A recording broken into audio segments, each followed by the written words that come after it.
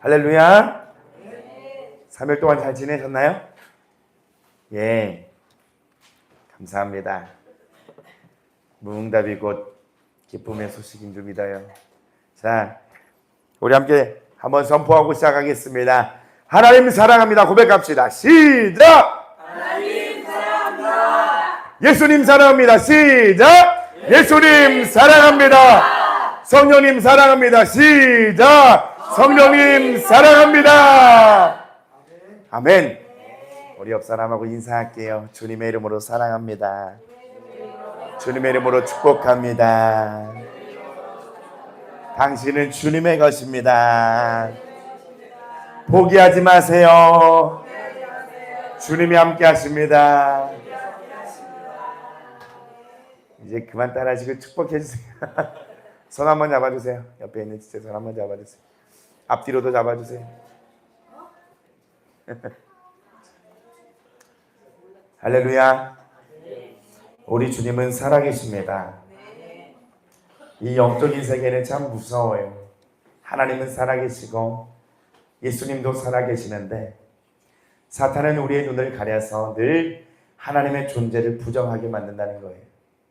사탄은 우리의 믿음을 가리고 그리하여 감사를 빼앗고 내일이 없는 것처럼 오늘을 살게 하는 방탕한 삶을 살게 한다는 거예요.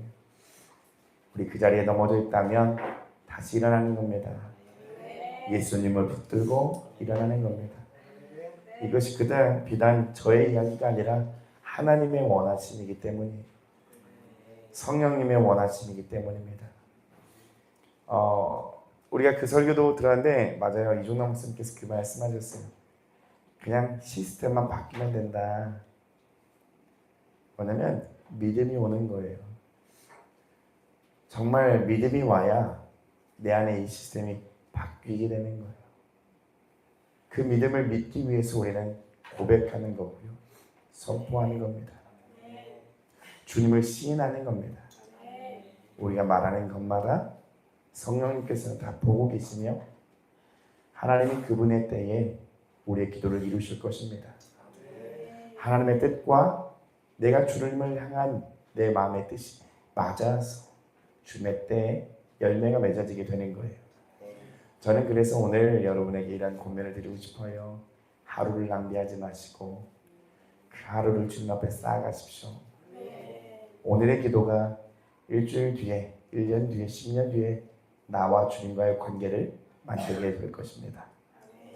주님을 선택합시다. 주님만 바라봅시다. 한 가지 좀 나누고서 또 이 말씀을 좀 읽어가면 좋을 것 같은데요.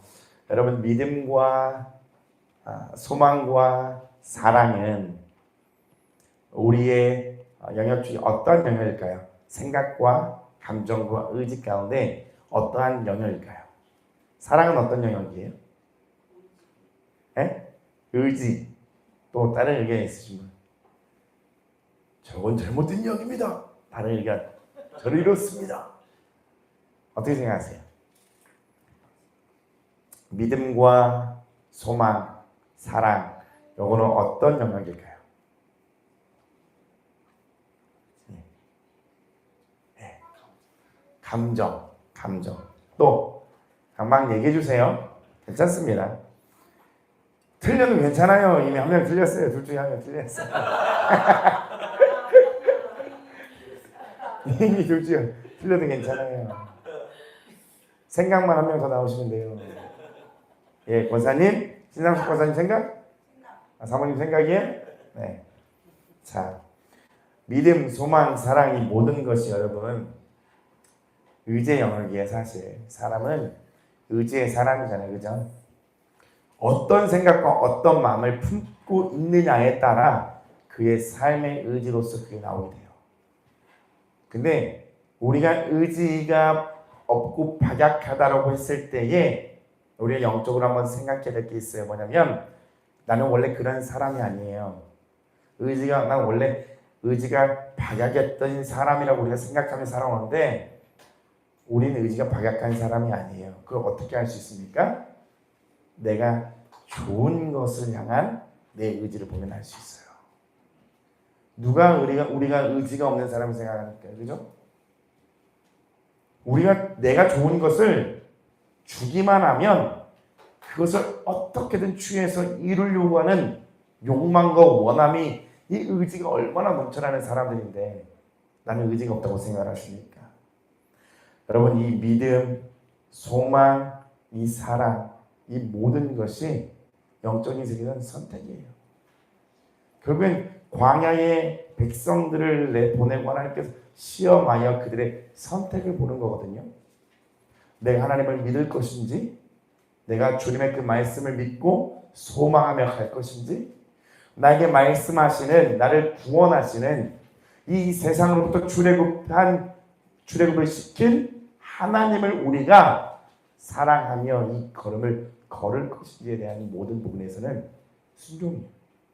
근데 아까 얘기한 감정이라고 얘기하는 것에 우리가 많이 속아 넘어가요. 감정이라는 것은 하고 싶으면 하고 안 하고 싶으면 안 하는 기호가 있어요. 그러나 이 진리와 영적인 세계에서는 무조건 순종이에요. 하나님 나라에서는 이 순종밖에 없어요. 하나님 나라 외에 벗어나는 그 나라에서가 불순종이 있는 거예요.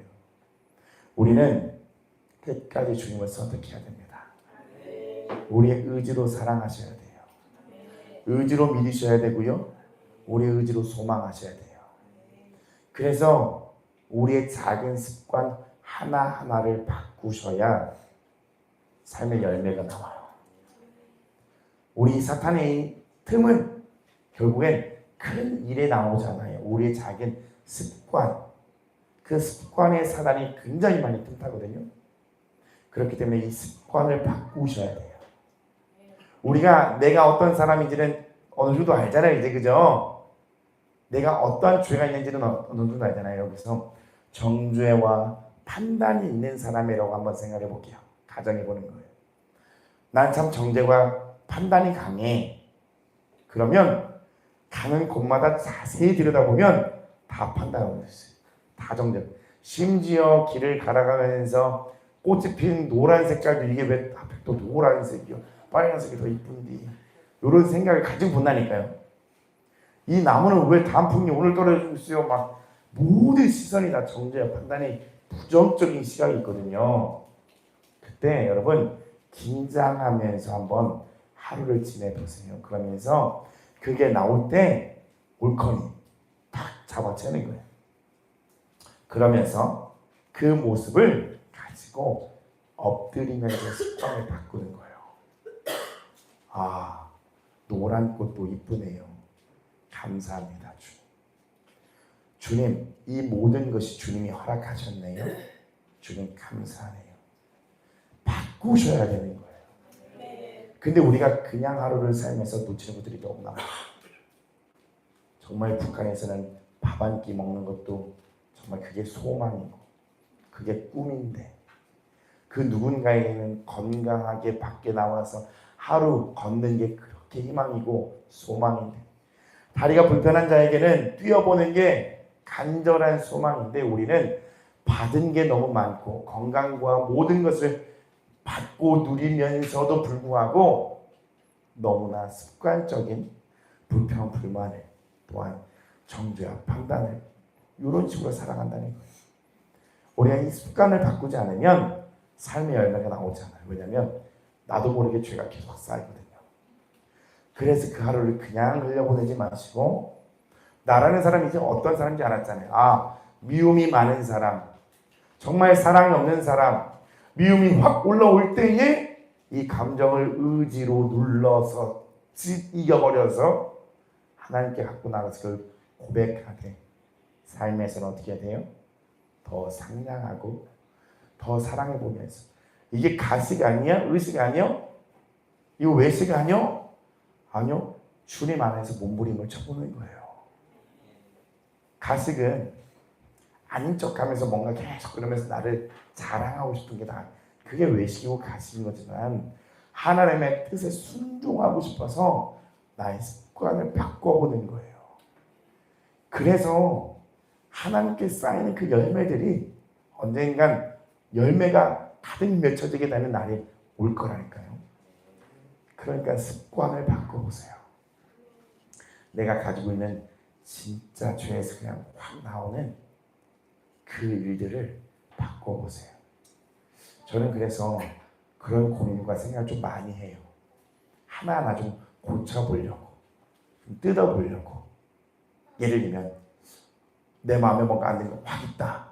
그러면 어떤 생각을 갖느냐면 이것도 하나님이 나를 다루시기 위한 어떠함이겠구나. 감사하다 하고 돌려요. 완벽하게 살 수 있는 건 아니에요. 그러나 하나님의 그 마음을 보시는 겁니다. 네가 이 광야길에서 나를 따라오는지를 보는 거예요. 이 중에 누군가는 주님을 따라가고 있는 자가 있을 거고요. 누군가는 따라가지 않는 자가 있을 겁니다. 한 자리에서 예배를 드리지만 가인과 아벨처럼 누구의 예배는 드려지고 드려지지 않는 일들이 일어날 거라는 거예요. 우리가 동일한 예배를 드리고 동일한 은혜를 받고 하나님의 말씀을 동일하게 듣지만 누군가는 이 말씀을 듣고 순종하여 열매를 맺고 하나님 앞에 칭찬받는 자가 있을 것이고 그 누군가에게 또 흘러가는 습관적인 예배가 되어서 내 마음에 새기지 않고 그냥 그렇게 살다가 하나님 앞에서 화를 내지 못하는 자가 될 수 있다는 겁니다. 오늘 정신을 차리고 하루를 주님께 드리며 살아가 봅시다.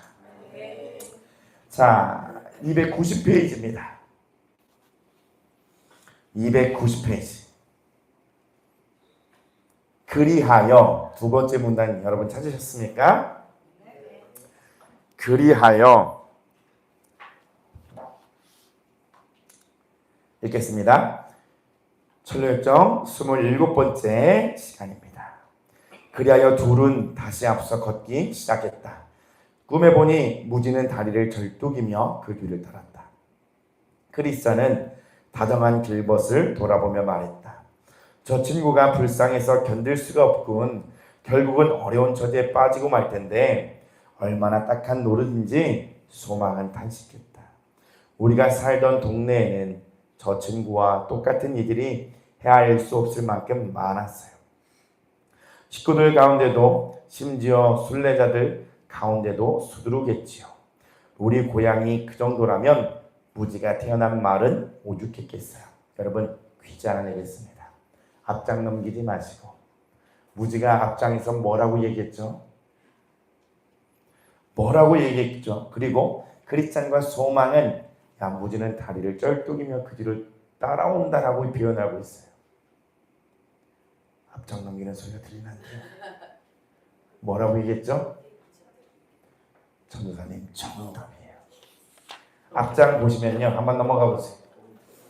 위에서 네 번째 줄 289페이지입니다. 자, 두 분은 그렇게 믿으세요.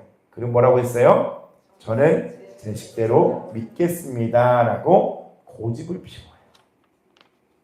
무지는 내 마음대로 믿는 게 무지예요.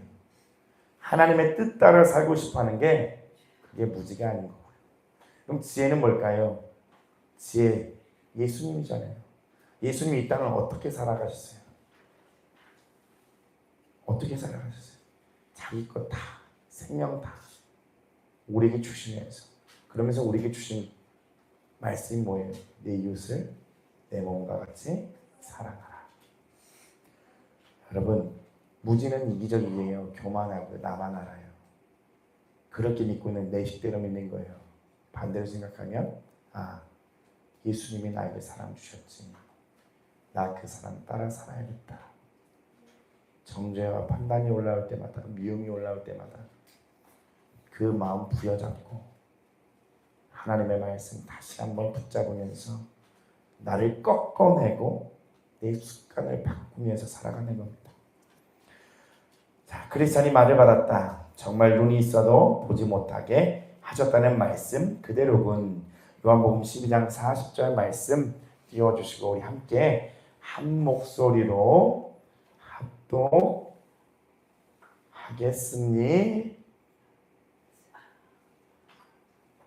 시작. 그들의 눈을 멀게 하시고 그들의 마음을 완고하게 하셨으니 이는 그들로 하여금 눈으로 보고 마음으로 깨닫고 돌이켜 내게 고침을 받지 못하게 하려 함이라 하였음이니라. 자, 계속 읽겠습니다. 저들도 죄를 짓고 몹시 위태로운 형편에 처했다는 걸 스스로 통감하고 견디기 힘들 만큼 두려워해 본 적이 있을까? 연배도 위고 경험도 많으시니 형제님이 먼저 말씀해 주시는 게 좋겠습니다. 소망은 답을 미뤘다. 히터를 조금 조절해 주시겠어요? 제가 힘을 잃어가고 있어요. 더우면 힘을 잃어요. 삼성과 같습니다. 기다렸다는 듯 크리스찬이 말했다. 저런 친구들도 가끔씩 죄를 깊이 자각하는 순간이 있기는 할 걸세. 저런 친구들도 가끔씩 죄를 깊이 자각하는 순간이 있답니다. 누구예요? 저런 친구가 무지도 죄를 깊이 자각하는 순간이 있어요, 여러분. 하지만 태생적으로 무지해서 그런 자책이 유익하다는 걸 감지하지 못하는 거지. 태생적으로가 뭘 얘기하고 있는 겁니까? 가문의 저주 아니에요, 이게 사실. 가문의 저주. 유독 심한 사람이 있어요. 정말 못 깨닫는 사람이 있어요. 제가 그랬어요. 정말 주님의 은혜가 아니면 우리는 살 수 없는 존재예요. 내가 무지하다고 아는 사람이 지혜 있는 사람이에요. 나는 아니라고, 나는 틀렸다라고 고백할 수 있는 자가 진짜 깨달은 사람이에요. 자, 그래서 뼈아픈 느낌들을 한사코 억누르고 평소 마음에 두고 있던 사고방식이 옳다고 자신을 설득한다고나 할까? 소망도 맞장구를 쳤다. 형제님 말씀이 옳은 것 같아요. 저런 이들에게는 두려움이 무척 유익해서 마음을 가다듬고 순례를 계속하도록 이끌어주죠. 바른 두려움이 유익한 선물이 될 수 있다는 데는 의심의 여지가 없지. 그래서 성경도 여호와를 경외하는 것이 지식의, 성경이 지혜의 근본이라고 가르치는 게 아닐까 싶네. 바른 두려움을 어떻게 설명할 수 있을까요? 여러분, 바른 두려움을 뭐라고 얘기할까요? 하나님을 경외함. 내 영이 깨어서 하나님을 경외하는 두려움이 있고요. 그냥 두려움이 있습니다. 크리스천은 설명했다. 세 가지를 보면 진실하고 올바른 두려움인지 알 수 있을 걸세. 첫째로 같이 읽어볼게요. 중요하니까 시작. 어디서 비롯된 두려움인가 하는 거야. 제대로 된 두려움은 죄를 자각하고 구원을 영원하게 하지. 여러분, 이 두려움이 어디서 비롯된 근원이 뭔지가 중요하다고 얘기하고 있어요. 둘째로는 같이 읽어봅니다. 시작. 유익한 두려움은 심령을 구석으로 몰아서 그리스도를 단단히 붙잡고 구원을 간구하게 만든다네. 네, 이 유익한 두려움, 하나님을 경외하는 이 두려움은 절망이나 무기력이 아니라 그리스도를 더욱더 붙들게 하는 두려움이 있다는 거예요. 셋째로 너무나 중요합니다. 같이 했습니다. 시작. 그런 부류의 두려움을 품은 영혼은 하나님과 그분의 말씀, 그분의 길을 깊이 그리고 꾸준히 예배하게 하는 법일세. 예, 맞아요. 그 두려움은 더욱더 우리가 정결해지게, 더욱더 거룩으로 인도하는, 예수님께로 인도하는 그 경외함을 우리에게 준다는 겁니다. 계속 읽겠습니다. 딱딱하게 굳었던 중심이 부드럽게 풀어져서 주님의 말씀에서 좌로나 우로 치우치는 걸 끔찍하게 여기게 된다네. 좌우로 치우치는 걸 정말 끔찍이 여기는 그 마음은 첫 번째는 뭐냐면 하나님을 욕되게 한다는 마음에 하나님을 경외하는 마음이 막 올라오는 거예요. 두 번째는 성령님을 슬프게 한다든지. 세 번째는요, 원수들에게 주님을 헐뜯는 빌미를 주는 따위에 대단히 민감한 마음을 품게 되지. 주님이 나의 중심이고 주님이 정말 주님이시기 때문에 내가 정말 그 죄와 하나님을 근심하게 하는 그 모든 일들에 민감하게 마음을 품고 반응하게 된다는 거예요. 여러분, 이 말을 성경적으로 보면 어떤 말이냐면 뭔가 양심이 되살아난다는 거예요. 로마서 2장 14절, 15절을 한번 보도록 하겠습니다. 좀 조용히 해주세요. 로마서 2장 14절 같이 읽어봅니다. 시작. 율법 없는 이방인이 본성으로 율법의 일을 행할 때에는 이 사람은 율법이 없어도 자기가 자기에게 율법이 되나요? 자, 보세요. 이 사람은 율법이 없어도요, 자기가 자기에게 율법이 된대요. 15절 읽어볼게요. 시작. 그런 이들은 그 양심이 증거가 되어 그 생각들이 서로 혹은 고발하며 혹은 변명하여 그 마음에 새긴 율법의 행위를 나타내느니라. 자, 양심이 좀 살아나면서, 물론 이거는 양심이 살아난 그 이상의 마음이에요. 근데 결국엔 이게 아니구나. 이건 정말 아니구나. 거리끼는 이 양심의 법이 내 안에서 다시 올라오는 거죠. 9장 히브리서 9장 14절입니다. 같이 읽어볼게요. 시작. 하물며 영원하신 성령으로 말미암아 흠없는 자기를 하나님께 드린 그리스도의 피가 어찌 너희 양심을 죽은 행실에서 깨끗하게 하고 살아계신 하나님을 섬기게 하지 못하겠느냐. 아멘. 여러분, 결국 이 양심이 살아나야 내 모든 생활의 습관이 바뀌어요. 하나님 살아계신데 이건 아니지. 이건 아니지. 성령님의 감동도 있겠지만 나의 죽은 양심이 살아나는. 여러분, 음행한 여인을 잡아왔을 때, 음행한 여인을 잡아오고 예수님께서 구부려 갖고 막 뭘 쓰시잖아요. 그죠? 네. 목요집에 배웠죠. 뭐라고 쓰는데 어쩌라고 그 쓰였다고 하는데, 쓰시고 나서, 결국엔 쓰시고 나서 그들이 마음에 생겨난 게 있어요. 뭘까요? 뭐라고? 사모님 뭐라고요? 양심. 동의하시나요? 맞아요.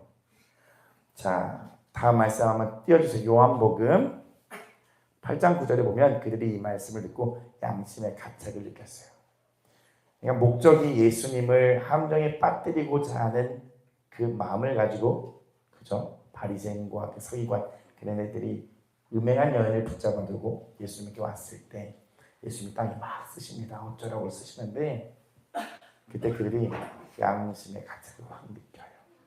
여러분, 이 양심 우리 안에서 정말 살아나서 내가 이렇게 미워하는 것마저도 내가 이게 정말 예수님 믿는 사람이냐, 내가 정말 맞느냐, 이게 도가 지나쳐서 사탄에게 붙잡히면 참소가 되겠지만 율법이 우리를 예수님께로 인도하는 몽학 선생이 되듯이 이 양심도 우리가 정결하게 살아가는 하나님 앞에 거울과 같은 그 은혜가 있기를 여러분 축복합니다.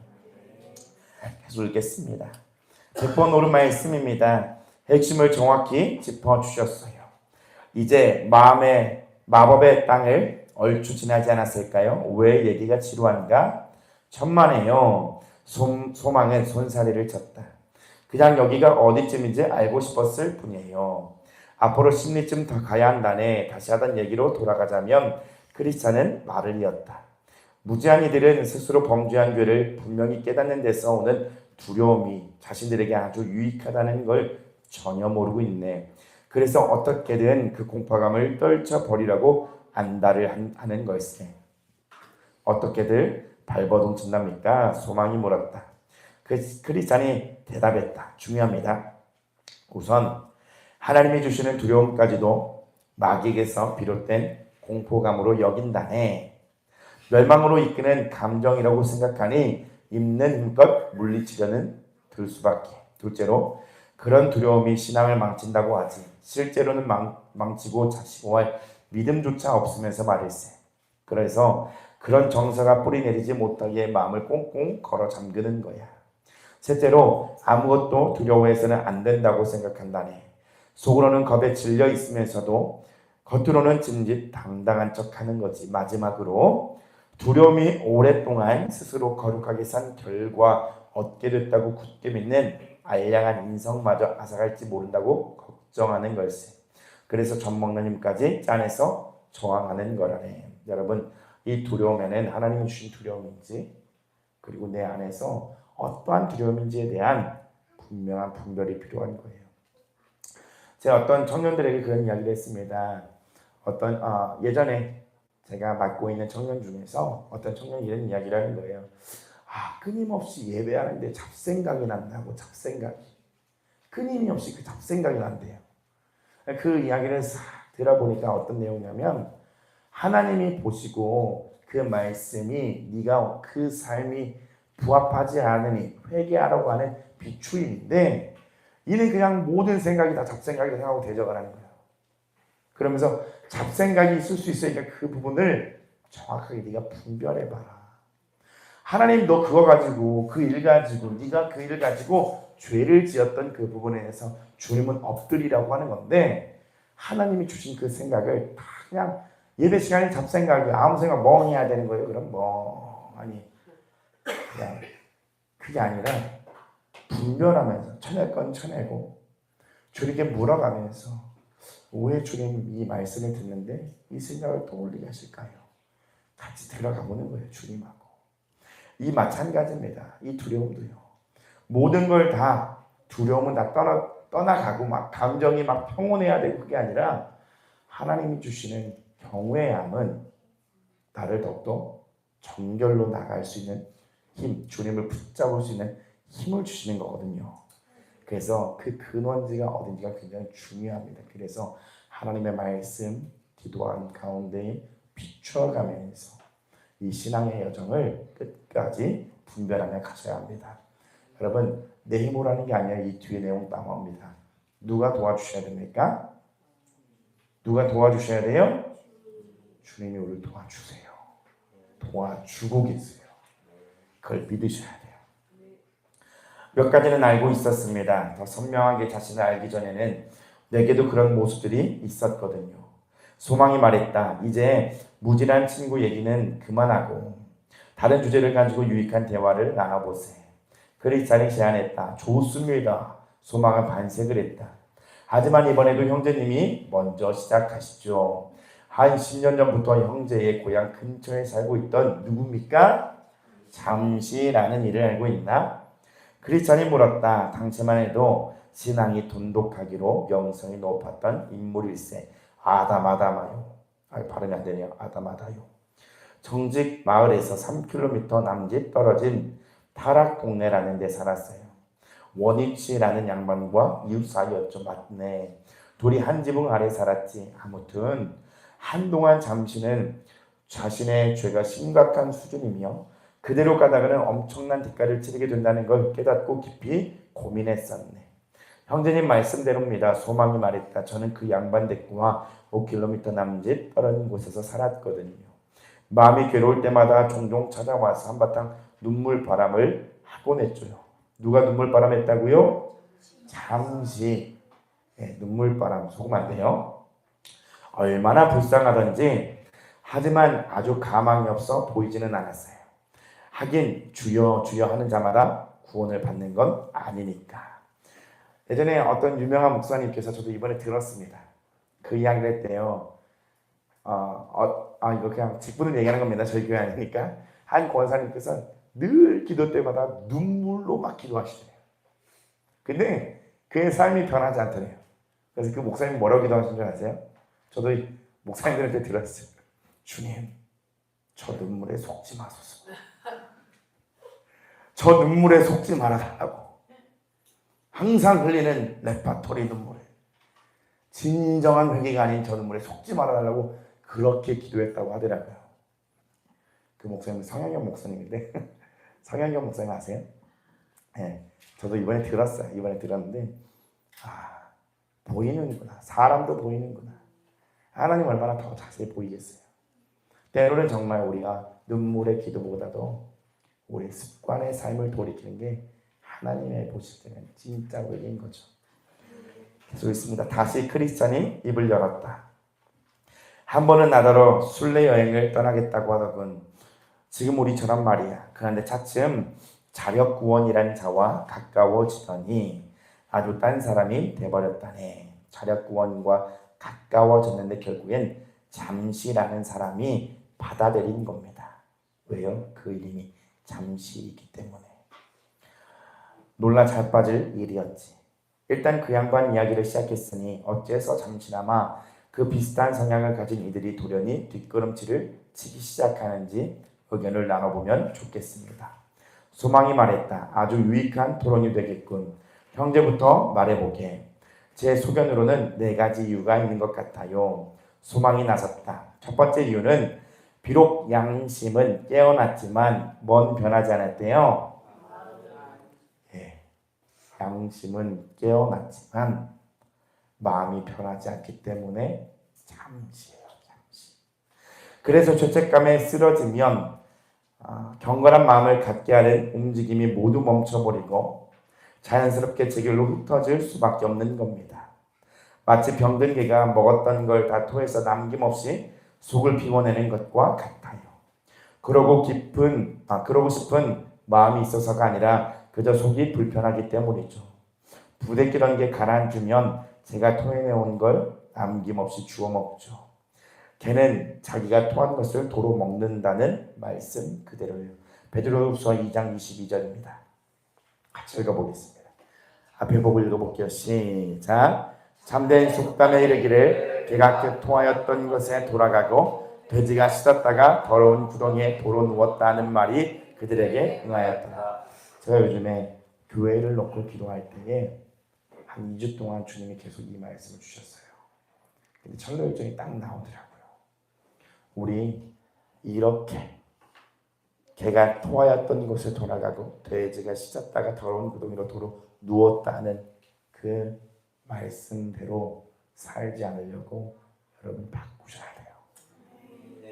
결국 지옥에서 맛보게 될 끔찍한 고통이 무서워서 하늘나라를 갈망한다면 그 느낌과 저주에 대한 공포감이 둔해지는 순간 하늘나라와 구원을 기대하는 멸망도 식어버릴 게 분명합니다. 죄책감과 두려움이 사라지는 동시에 천국에 거기서 누릴 행복에 대한 기대가 죽어버리고 예전에 걷던 길로 되돌아가는 거죠. 뒷걸음질 치는 두 번째 이유는 두려움의 노예가 되어 거기에 휘둘리는 까닭입니다. 자, 첫 번째는 지옥을 의식하는 삶을 살아야 되고요. 두 번째는 쉽게 말해서 사람을 두려워한다는 거예요. 사람을 두려워하면 올무에 걸리게 된다고 성경이 가르치는데도 말해요. 잠언 29장 25절입니다. 이 말씀을 새겨야 할 분들이 굉장히 많을 거예요. 저 역시도 그렇고요. 잠언 29장 25절 여러분 마음판에 꼭 새기십시오. 없나요? 잠언 29장 25절 사람을 두려워하면 올무에 걸리게 되지만 하나님을 의지하는 자는 살 수 있다라는 그런 말씀이거든요.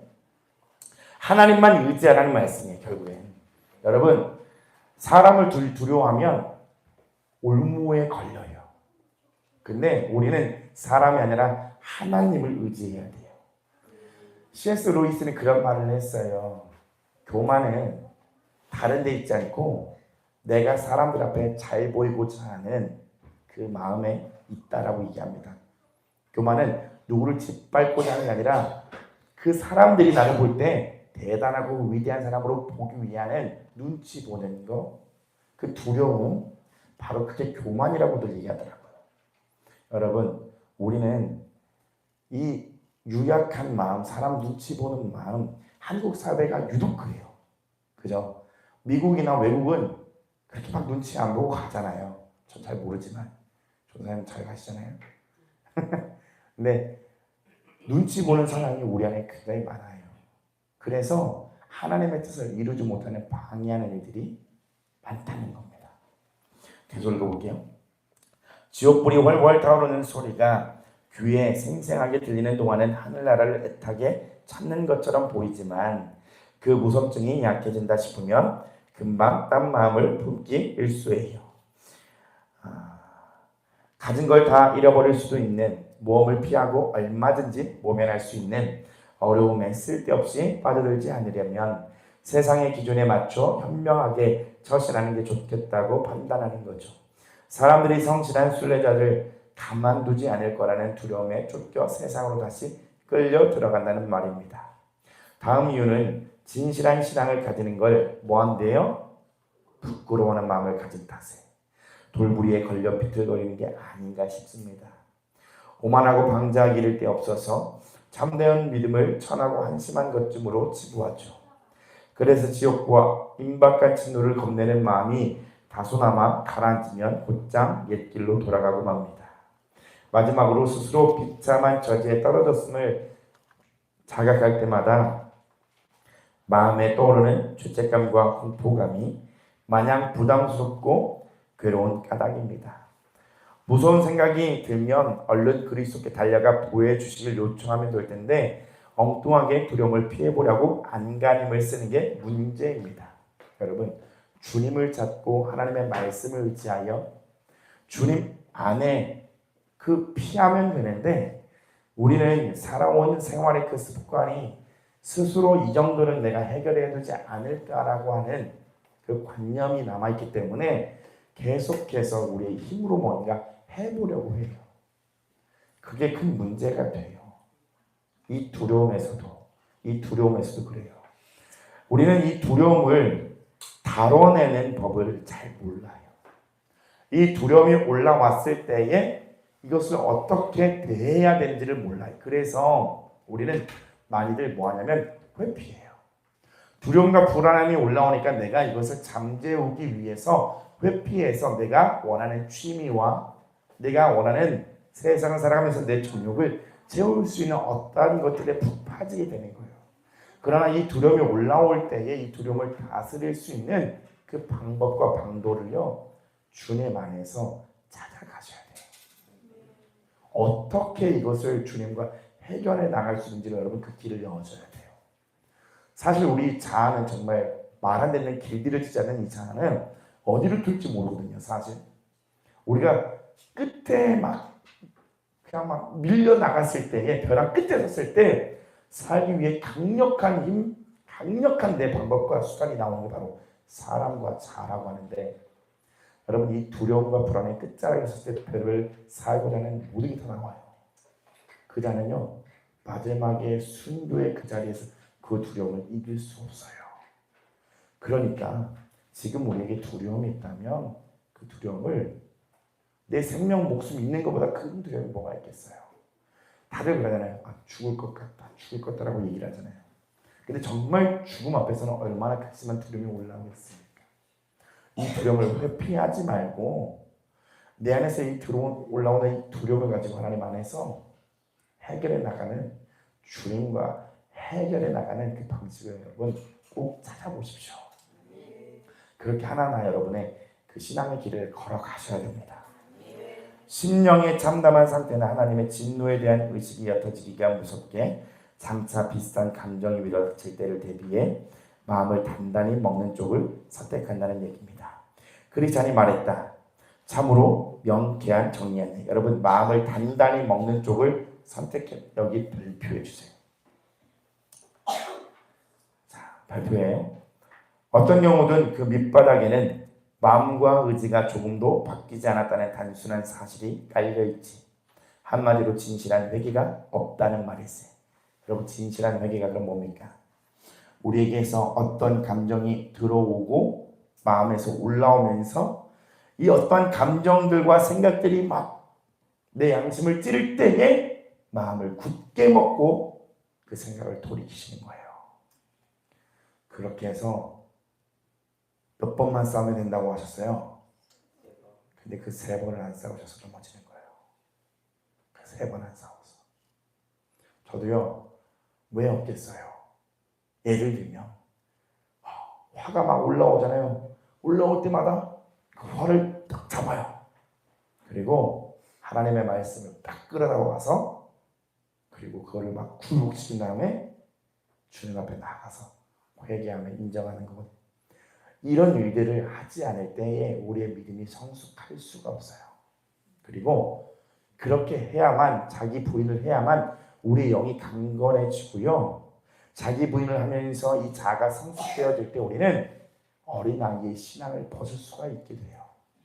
어린아이의 신앙을 벗는 것은, 영이 강건해진다는 것은 어느 한순간에 이루어진다는 게 아니라 우리의 삶에서 하나하나 돌이키면서 싸울 때에 이게 자아가 건강해지고 성숙하는 거예요. 쉽게 얘기하면요, 우리는 자라가면서 배우지 못한 영역들이 굉장히 많아요. 배우지 못한 영역들이 굉장히 많아서 나이는 들고 나이는 먹지만 어린아이의 마음이 있어요. 근데 이것을 이제는 하나님과 같이 배워가기를 주님은 원하세요. 그래서 성숙하기를 원하세요. 내 감정을 어떻게 처리하는지, 내 이 본질적인 생각을 하나님과 어떻게 처리해야 되는지를 여러분 아시고 배우셔야 영적인 길이 열리고, 그리고 내 안에서 모든 죄악들이 성령에 의해서 사로잡히게 되는 거예요. 성령님에 의해서 통치받는 삶 살고 싶지 않으십니까? 저도 마찬가지예요. 그렇게 살고 싶어요. 그래서 오늘 십자가 지고 가는 겁니다. 마지막 거의 다 왔습니다. 재판관 앞에 서서 덜덜 떨고 있는 죄인과도 같아 겉보기에는 진심으로 뉘우치는 것 같지만 가장 깊숙한 곳에는 스스로 저지를 죄에 대한 회함보다 감옥에 대한 두려움이 더 크게 자리를 잡고 있거든. 그러니 풀려나자마자 다시 범죄를 저지를 수밖에. 정말로 마음을 고쳐먹었다면 당연히 악한 짓을 그만뒀을 걸세. 중요한 이야기입니다. 뒷걸음질 치는 이유를 제가 정리했으니 이번에는 저들이 어떻게 옛길로 돌아가는지 이야기해 봅시다. 형제님이 말씀해 주시지요. 소망의 화제를 돌렸다. 여러분, 옛길로 돌아가는 것, 이게 결국에 무지파트 안에 다 들어가 있는 겁니다. 무지파트 안에 두려움을 달아내는 것도 모르는 거고요. 옛 방식으로 옛길로 돌아가는 걸 나오는 거예요. 그러지 크리스찬은 목소리를 가다듬었다. 우선 뒷걸음질 치는 이들은 하나님과 죽음, 다가올 심판 따위를 아예 생각하지 아니려 한다니. 내 감정이 중요하죠. 내 생각이 중요하죠. 그 위에 하나님의 심판이 얼마나 큰지. 정말 이 선택으로 인하여 내가 지옥 갈 백성이라는 건데, 예수님을 십자가에 2번 못 박는 것도 아무 생각 안 하고 저질러 버리는 거예요. 자, 그러다니 은밀하게 기도를 드린다든지 정욕을 누른다든지 심령을 두루 살핀다든지 중요합니다. 스스로 지은 죄를 괴로워한다든지 하는 따위의 개인적인 의무들을 점점 소홀히 하게 마련이고, 무슨 말이에요? 십자가를 내려놓게 된다는 거예요. 십자가를 내려놓고 생각을 꺼버리는 겁니다. 먼저 생각을 꺼버리고 십자가를 내려놓고 아울러 건강하고 따뜻한 크리스찬들과 어울리기 싫어하게 되지. 교회를 싫어하게 됩니다. 신앙에서 처음에 가장 먼저 멀어질 때는 제가 먼저 말씀드렸는데 제가 미워질 거예요. 저를 향한 판단과 정죄가 분명히 있을 거예요. 이거 법적, 제가 뭐 잘났다고 하는 게 아니고요. 원래 그래요. 영적인 세계에서는 원래 앞에 있는 사람 미워하고, 그 다음 뭐 장로님 미워하고, 권생 줄줄이 이렇게 미워해요. 사모님 미워하고. 원래 그런 거예요. 전능한 미워. 원래 이렇게 줄줄이. 그러면 내 신령에 문제가 있다고 생각하시면 돼요. 마찬가지예요. 반대로 저도 마찬가지이지 않겠어요? 누군가를 미워하게 되면 문제가 있어요. 근데 이 교회 안에서는 유독 그래요. 그의 말을 듣지 못하게 하기 위해서 그렇게 되는 거예요. 여기 나옵니다. 자, 증상들이 이제 시작돼요. 이처럼 아주 사적인 저항을 계속하다가 마침내 강단에서 선포하는 하나님의 말씀을 듣는다든지 성경을 읽는다든지 다른 그리스도인들과 함께 모인다든지 하는 공적인 의무에도 냉담해질 걸세. 무서운 이야기입니다. 점점 마음이 이렇게 되는 거예요. 생각이 꺼지고 십자가를 지는 삶을 살지 않고 교회가 싫어지게 되면서 예배가 드리고 싶지 않아요. 집회에 빠지는 건 물론이고 더불어 교제하지 않는 걸 합리화할 욕심에 다른 크리스천들을 헐뜯으며 심지어 위선자라고 손가락질 하기를 일삼기도 해. 여러분, 정죄하고 판단하고 미워하는 게 이만큼 진행이 됐다는 거예요. 296페이지 밑에 세 번째 줄, 닥쳐올 심판 따위를 생각하지 않는다. 두려울 게 없는 겁니다. 그리고 기도를, 정욕을 누르고 심령을 살피거나 지은 죄를 괴로워하는 십자가를 지는 삶을 살지 않고요. 그리고 따뜻한 크리스천들과는 어울리기 싫으며 예배드리기 싫고 미움, 손가락질하게 되는 이 순서대로 흘러가게 되는 거예요. 성도들과의 교제를 끊어버린 뒤에는 세속적이고 문란하며 욕심 사납고 음란하고 제멋대로인 이들과 가까워지기 시작한다네. 새로 사귄 벗들은 얼른 돌아서서 육체적이고 음란한 세상 관습을 쫓으라고 열심히 꼬드기게 되어 있고, 물론 처음에는 아주 은근하게 유혹하겠지만 그러다 평소에 경건하다고 생각했던 이가 무슨 꼬투리 잡힐 일을 하거나 죄를 짓는 걸 보면 얼른 가져다가 자기 죄를 합리화하는 핑계요 본보기로 써먹지. 어떻게 목사님 저렇게 할 수가 있어? 어떻게 사모님이 저렇게 할 수가 있어? 어떻게 저 권사님 저럴 수가 있어? 여러분, 그걸로 다 빌미 삼아서 핑계 삼는 거예요. 이렇게 진행되는 거예요. 그리고 세상의 다른 사람들을 서로 사귀면서 영적이지 않은 그 일을 합리화하면서 그러면서 이런 얘기를 하죠. 봐, 교회보다 낫다. 이 사람들이 낫다. 여러분, 파헤쳐 들어가 보십시오. 그렇게 생각하는 사람 뒤통수 맞기 딱 좋은 사람이에요. 사람 안에 뭐가 있는 줄 알고요. 영적인 공동체 안에 드러나는 건 당연한 거고 나를 깎기 위한 하나님의 계획인지도 모르고 늘 미움과 원망과 원통만 하다가 내가 지옥 가는 줄도 모르고 그렇게 산다는 거예요. 그게 다 오늘 이 파트가 누구예요? 무지의 파트예요. 무지에 빠진 자들이 이렇게 산다는 거예요. 마지막 남았습니다. 그처럼 몰래 숨어서 죄를 짓는 단계를 넘어서면 대놓고 못된 짓을 저지르기에 이르네. 결국은 마음이 돌같이 굳어져서 댐데미를 있는 그대로 드러내게 되지. 놀라운 은혜가 임해서 막아주지 않는 한, 여러분, 내가 그 마음이 있는데 나를 위해서 누군가 기도하기 때문에 내가 악한 죄악의 사탄의 세상에 끌려가지 않는 거예요. 감사할 게 너무 많은 거예요. 나는 그 사람이 죽도록 믿겠지만 그 사람은 나를 위해서 기도하고 있을 수 있어요. 다시 참담한 죄의 구렁텅이로 빠져들어간다네. 자신을 속이며 영원히 멸망해 가는 거지. 나는 괜찮다고 생각하지 마세요. 이 레파토리 우리 한 번쯤은 그 이상 다 겪어봤잖아요. 위험한 겁니다. 무지예요. 내 멋대로 운행하는 거예요. 그래서 오늘 찬양하기 전에 두 사람과 짝을 지어서 뭘 얘기할 거냐면 감사거리를 오늘 좀 얘기를 해봤으면 좋겠습니다.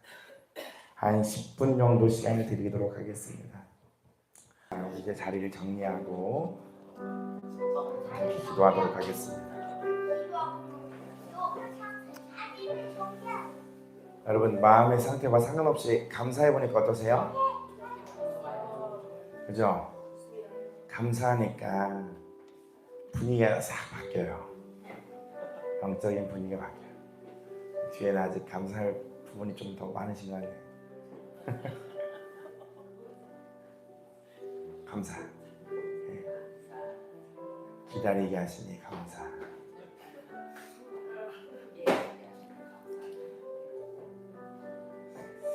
여러분 계속 감사하면서 습관을 좀 바꿔보세요. 우리 많이 부정적이잖아요. 불평불만도 심하고요. 먹을 수 있는 거, 그죠? 입을 수 있는 거, 잘 수 있는 거 다 감사한 조건인데 하나 뭐가 마음에 안 드는 게 굉장히 커요. 그건 주님의 다루심이라고요. 그 주님의 다루심에 감사. 그렇게 생각으로 넘어가지 않고 생각과 감정을 계속 사단에게 속삭 끌려가면 내 영혼만 죽을 뿐 하나님의 뜻이 이 땅 가운데서 이루어지는 것을 내가 막고 있을 뿐 또한 내가 주님 심판대 앞에 섰을 때 하나님의 책망받을 일만 남은 거예요. 사실 무조건 감사하고 승리하는 겁니다. 자, 그래서 오늘 찬양은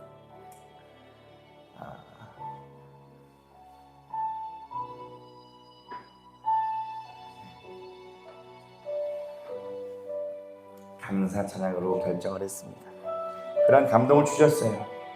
너희들이 개가 다시 그곳으로 돌아가는 것과 돼지가 다시 그곳으로 돌아가지 않는 것과 그런 삶을 살지 말라고 주님 그렇게 말씀하셔요. 그러기 위해서 감사로 주님께 영광을 올려드렸으면 좋겠습니다. 우리 같이 찬양합시다.